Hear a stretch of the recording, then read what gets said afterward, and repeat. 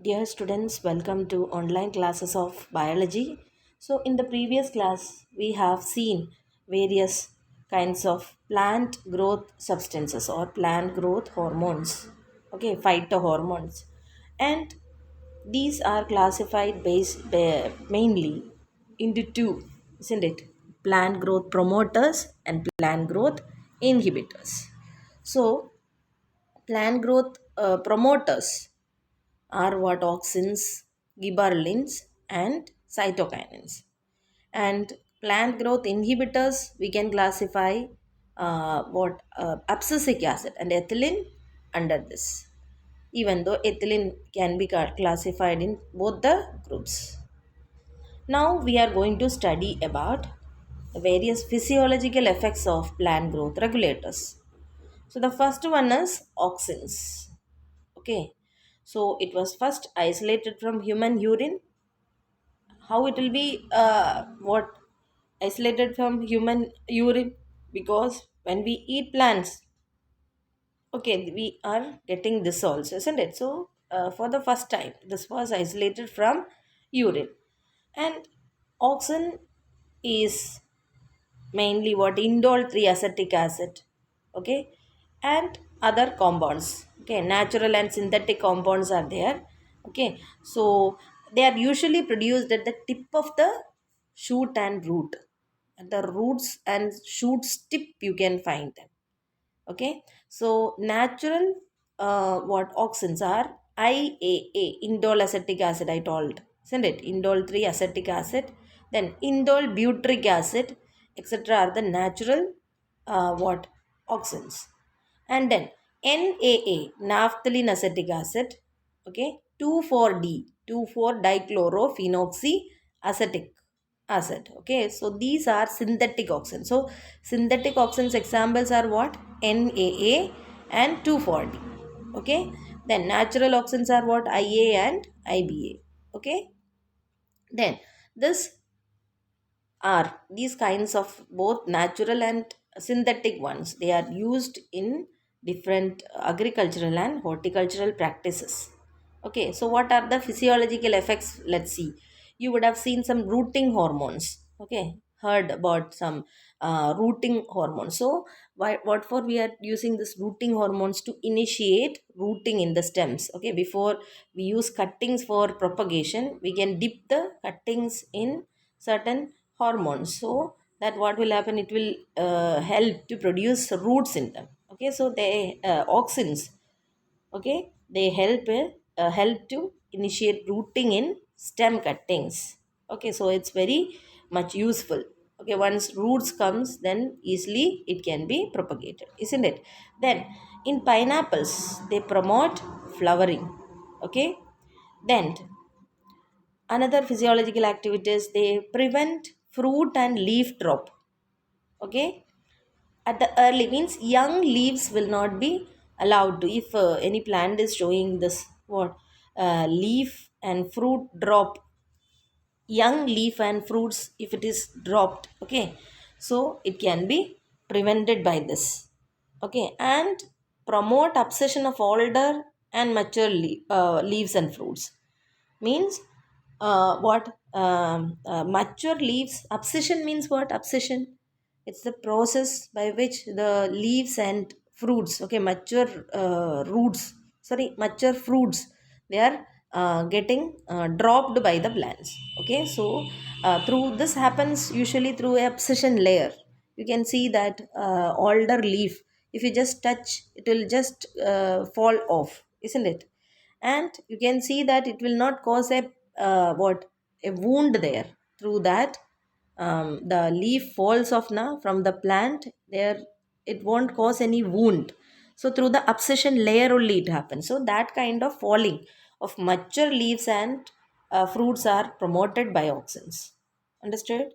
Then another phenomenon, that is the characteristic of auxin, is apical dominance. What do you mean by apical dominance?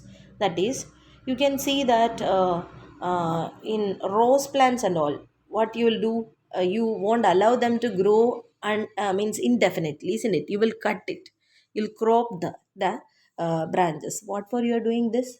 Actually, when you are cutting it, you are removing the apical bud so that the other buds can what germinate or you can proliferate. Understood? So apical dominance means what? Whenever the apical bud is there, apical bud means the bud which is present in the apex of the stem. Okay, so whenever apical bud is there, it will not allow the other buds to proliferate. That is called what? Apical dominance. So apical dominance is produced by what? Actually, this characteristic of the plant is provided by auxins. Understood? So by removing apical bud dominance or apical bud, we can do what? Other lateral buds will be appearing, and that will be useful in tea plantations, hedge making, okay, etc. Then auxins can induce parthenocarpy. What is parthenocarpy? That is formation of fruits without fertilization. Understood? So what is the use of it, parthenocarpy?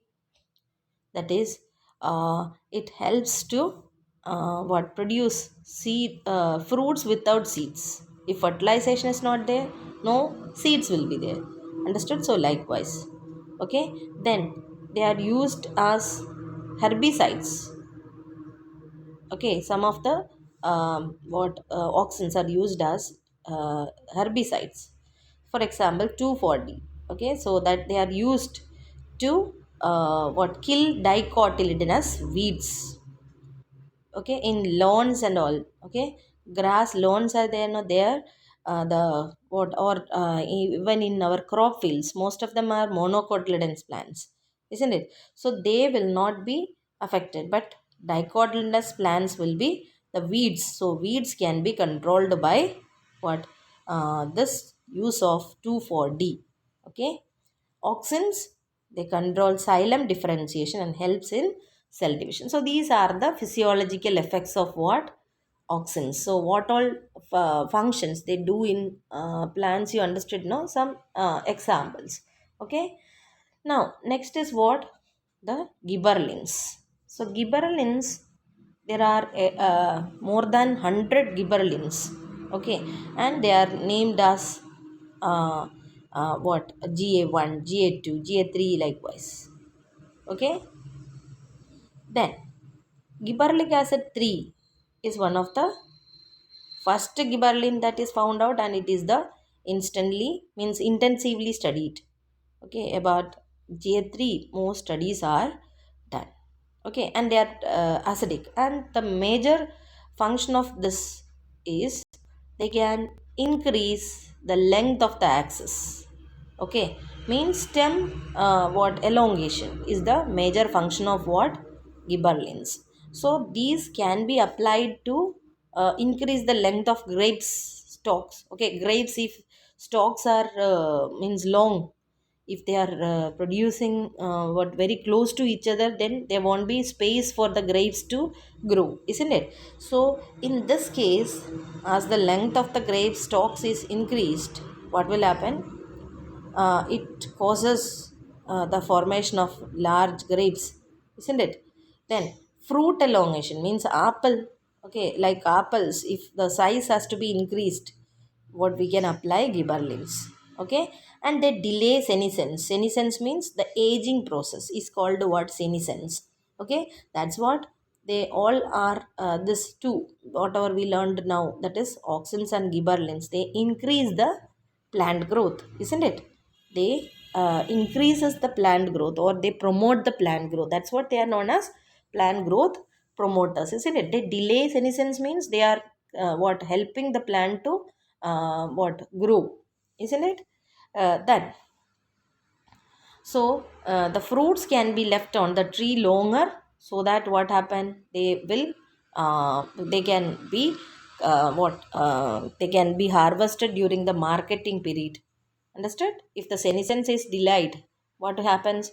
We can harvest them when the market means when the fruits are going to get what? High amount, isn't it? When you sell, the farmer should get more money. So for that, they can be delay the senescence. Okay, then they are used in malting process of brewing industry. Okay, etc. Then sugarcane. In sugarcane, how it is useful? See, sugarcane, where which part of the sugarcane we use? The stem we use, isn't it? The stem is storing the sugar. Understood? So spraying sugarcane crop with gibberellins increases the stem length. So what will happen? More crop or product we will get, isn't it? The yield can be just increased. Why? If the length is more, they can store more sugar in that, isn't it? So that increases the yield of the sugarcane. Okay. Then in conifers, GA3 hastens the maturity period, so that what will happen? Increases the maturity period, so that what will happen? Seed production will be fast. Okay. Then gibberellins promotes bolting. What is bolting? Internodal elongation. Okay, internode is what? The space between two nodes is called what? Internode. What is node? Node is, if you observe a stem, you can see from a particular point only the leaves or branches arises, isn't it? That part is known as node. In between to node, what is there? Internode is there. Understood? So gibberellins can promote bolting. What is bolting? Internode elongation. Understood? Just prior to flowering. Okay, in beet, cabbages, etc. Understood? So what will happen? It will increase the size of the plants. Okay, the cabbage and all. Understood? So like this, what various physiological effects of gibberellins you understood? Gibberellins, okay, the main function is what? Internodal elongation. Understood? Then what?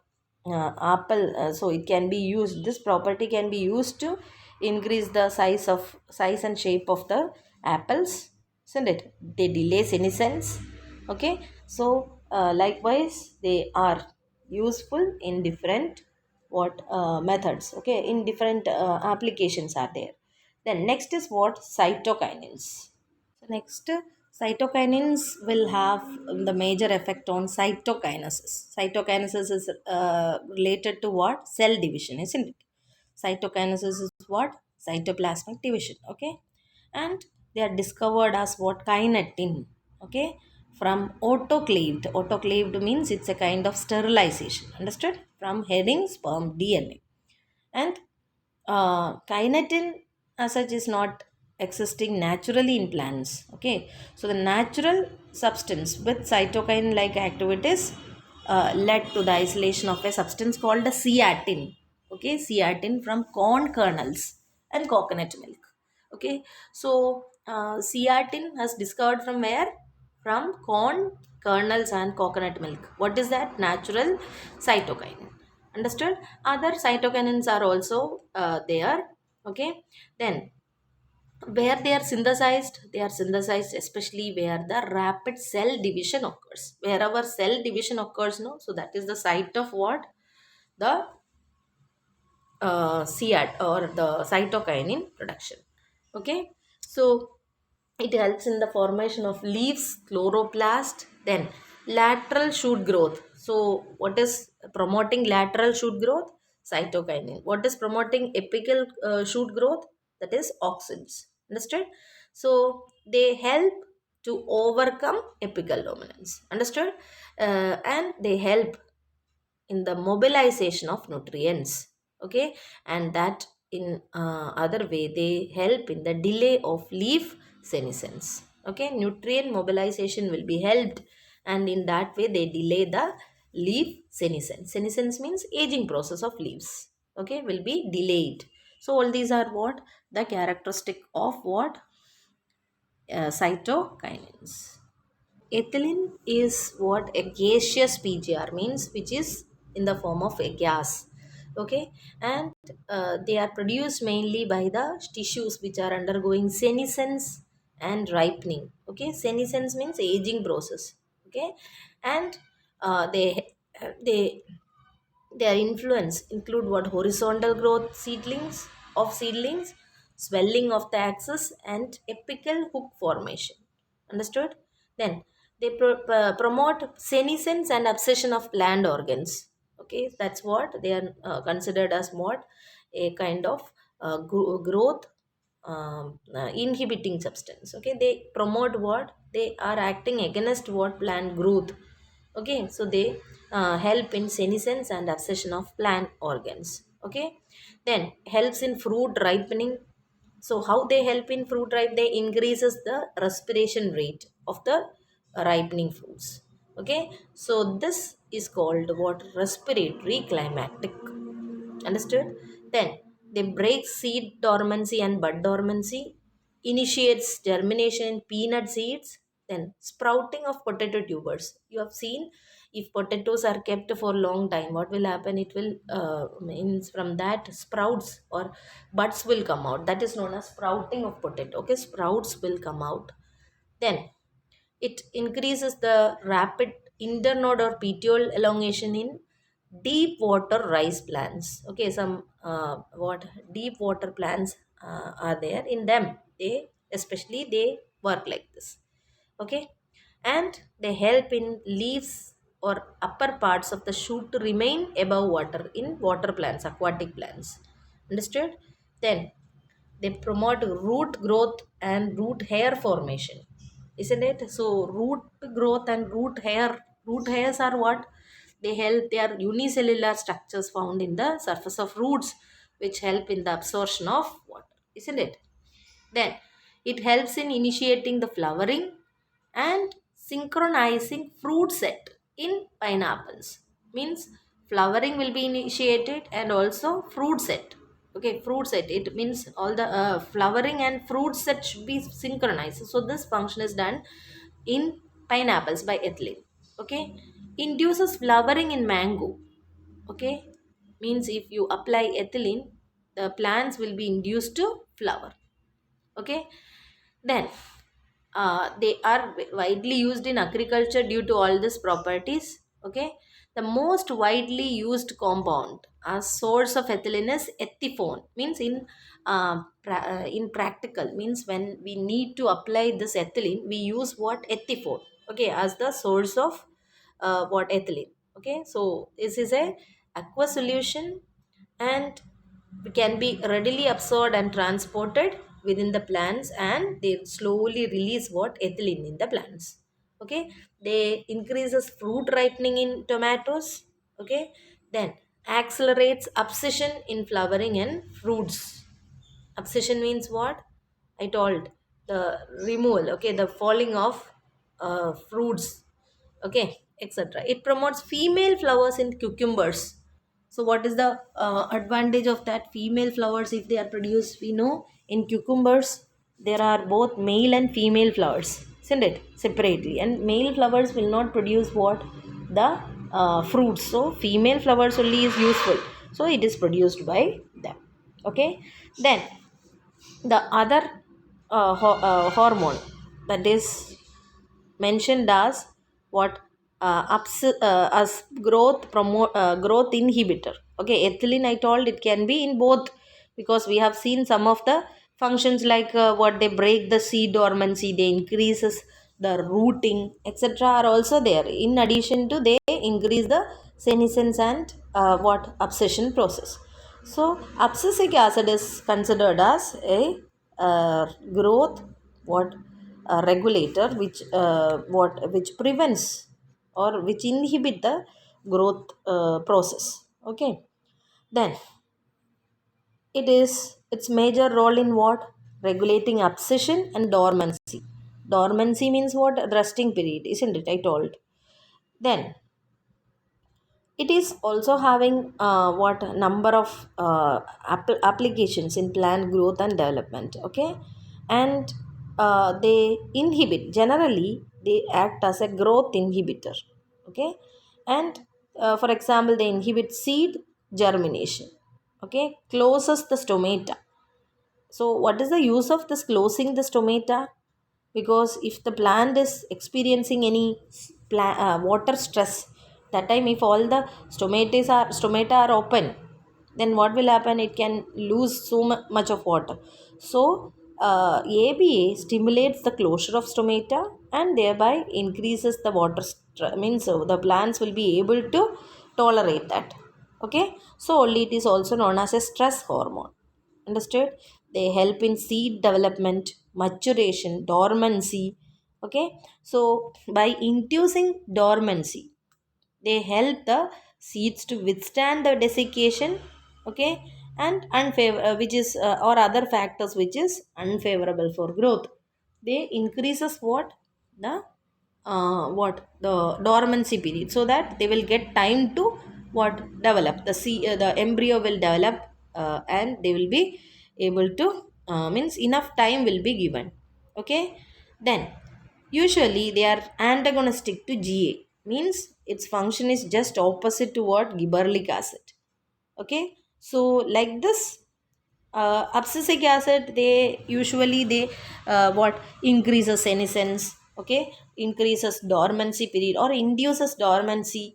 Okay, then so like this they helps to close the stomata. So all these are processes which are against the plant growth. So but this is also necessary, isn't it?